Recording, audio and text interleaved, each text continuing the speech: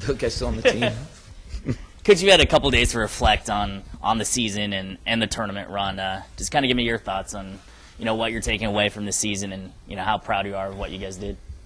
Well, it was a necessary couple days to reflect because the emotions tied to losing in the semifinals to the rival Santa Barbara. It's very hard. It's you put so much into it. We've been together for 7 months, but when you get a chance to calm down and reflect on kind of where the program has gone with the seniors that are graduating.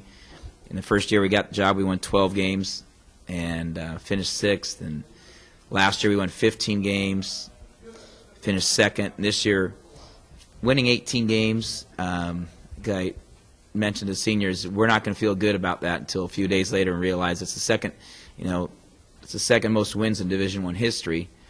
Of course, we would like to have been playing in the championship game, but what I had mentioned before going on down to the Honda Center for the tournament, what I had mentioned, what I wanted most was for us to play well. And when we played against Riverside, we played okay in the first half, and we played very well in the second half. And against Santa Barbara, we played a good, solid first half, and we played well for 15 minutes. And we actually played well the entire game. The last 4 or 5 minutes, we didn't knock down some open shots, and they did hit a couple key shots. So now reflecting back, we played 2 good games down there. We played our best basketball in March. We were 3-1 during the month of March. That's what any coach wants to do, except we'd like to, be talking about some postseason opportunities that we fall a little bit short of this year. As far as what would you say was the proudest moment for you after a game? What would it be? Oh, it was. I really felt like the victory, the first game, Riverside, how we came back in the second half, how the first 5 minutes of the second half we went on a 13-0 run. We stayed with our guys, we stayed with our game plan, and the team simply executed game plan, both offensively and defensively, as well as they had.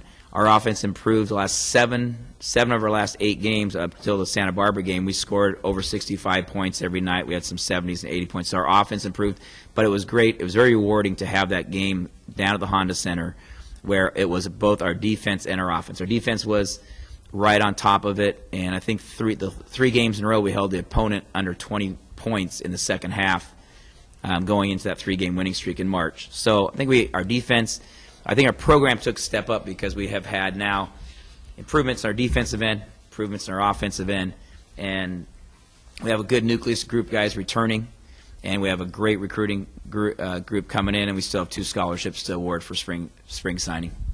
Talk about I'm just curious, do you take a couple weeks off now or keep going? I took about a half a day off yesterday and in the office today, and we'll be in all week, and then we'll take off on Thursday, Friday morning down to Southern California for continued recruiting. This is a really valuable time comes in for spring recruiting. It's a contact period will start up, so we'll have time to go out and visit with recruits that we still have scholarships available for spring. So we'll be busy for the next 4 to 6 weeks at six days a week, 16 hours a day, which we kind of expect, and then we'll try to find little windows of 3 and 4 days to relax a little bit and try to find the golf clubs in late April or May. So I know you have Allman and a couple other big guys coming in, those 3. What are you looking for as far as filling those other 2 spots? Well, we've got to improve a little bit of our depth at the point guard position. We have both Malik Love and Jamal Johnson returning at point guards, both juniors. So we're looking at bringing a point guard in or a ball handler. Maybe it's not a pure point guard, maybe a combo guard. Prefer to get somebody younger that we could develop again in the program, kind of like a quarterback that we're grooming in a position. And then we feel like we need to get one other post player that can score. And we've got our eyes set on both those positions already, and we'll have those type of recruits coming in on spring visits right after the Final Four. And so we'll guys that we've been recruiting actively for a year over, and one guy over a year and a half. So, and then we're just looking at additional options with those guys as well. So you never stop recruiting. It's just part of what you do, and then our guys, we also will spend a lot of time with seniors and helping them transition into foreign opportunities, international basketball, talking with agents and clubs and so forth, and then later in the spring, I'll even be making a trip internationally to try to explore some of those options to help with their professional opportunities as well as our recruitment internationally. If you look at a lot of top programs, and the ability to attract a top international player is probably another step we got to look at. St. Mary's will be able to really get a pipeline with Australia, and I think because of our location, because of our high academics, there's always a chance that we can be a draw internationally for some recruits that might have high major athletic ability and high major academic ability, which is critical here too. Who do you, out of your senior class, who wants to play overseas? Well, we've had a lot of conversations, and David Hansen certainly has the skill and desire to test the international market. Mari Furman will definitely have a chance. He speaks Spanish fluently and will have a chance to play pro ball back in his anywhere in South America, as well as the Dominican Republic, Puerto Rico, some of the areas down south. Mexico will have a great interest in him as well. And then Will Taylor will explore options over in Europe as well. We got some connections over in getting him over in Europe as well. Matt Tishnell's got a pretty good opportunity professionally as an engineer. He will have a master look at doctoral programs at Stanford, Cal, UCLA. So I think he's going to pass up the NBA and get his go on to that level. Jordan Lewis is going to continue to work towards his one class to fill, and then look at taking his MCATs to get into medical school or dental school. So we're excited for all those seniors, and then Will Donahue will kind of check and see where his physical abilities are. I think he's been banged up with his Achilles. He's been injured for 6 months. And I think he's got to kind of evaluate. If the right situation happened for Will Donahue, I think he'd be interested in taking it. But at the same time, it's got to be the right time and the right place, and his body's going to have to be in the right mode to kind of explore that. So, I think 3 of them we'll see for sure. Some kind of overseas opportunities, and for those that don't have all 6 are scheduled to graduate on time, which is as proud of the victory that we had down there at Riverside.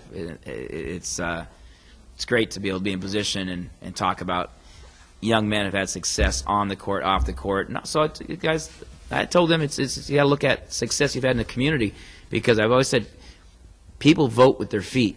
And if there's nobody coming to Mott Gym, then they're not happy with the product. But our attendance has increased every year. Been here. Gym, the enthusiasm in the gym, the support by the community has been outstanding, students, and so we're really pleased with the year. It takes a day or two to get there. Certainly, I didn't feel very pleased Saturday night or Sunday morning, but this morning you start getting up and you realize, hey, we've done a good thing here. We've built this. It's getting exciting, and we're proud of our seniors' efforts. And now they've set the bar for that next class, and Dylan Royer and Drake Yu and Chris O'Brien, the 3 seniors for next year, they got a tough act to follow, because we've got a program that expects to win, expects to be in the top half of the Big West. 2nd place finished last year, 4th place finished this year, a victory in the tournament. Confident group that realizes it's a lot of hard work to get there, and they'll stick around this summer and all work out and continue to improve. So I think it's a good wrap-up. Cool. And just real quickly, Long Beach got 12th seed. Just your thoughts on what potential they have in the NCAA from what you've seen?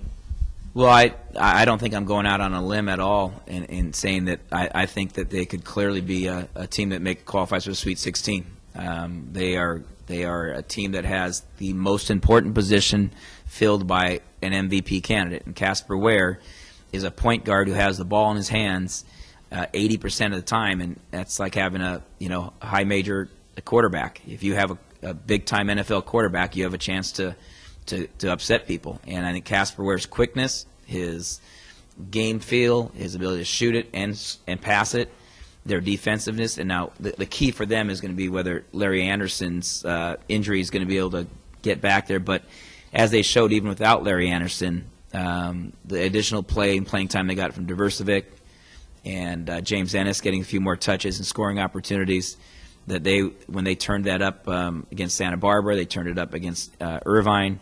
They had that 5-minute spurt where they kind of explode on somebody, and that spurt ability that they have, I think that you can see a Big West team that clearly can win one game, if not two games, and play for another weekend.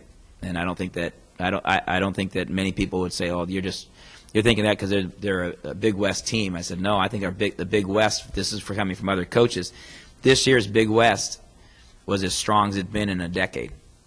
And if you look at how teams, played out on that, and we've still got Fullerton's in postseason play in the CIT, and Santa Barbara's in postseason play, and of course a 12 seed with Long Beach, and we're a team that got fourth in the conference that got 18 wins. So I think that speaks well for the conference as a whole.